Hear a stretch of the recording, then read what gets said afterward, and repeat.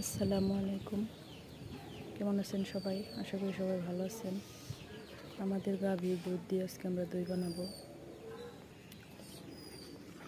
দুধ ভালো করে জাল করে নিয়েছি, এখন ক্যারামেল ঢেলে দিলাম।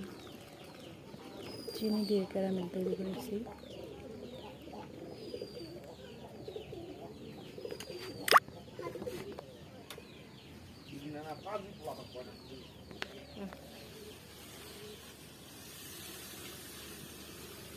এবার পরিমাণ মতো চিনি দিয়ে দিলাম।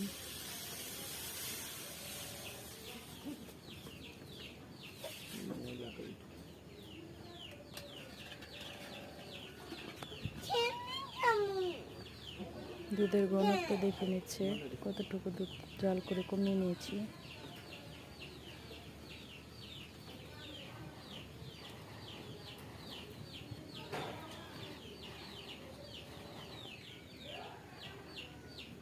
ভালোভাবে জাল করে নিতে হবে।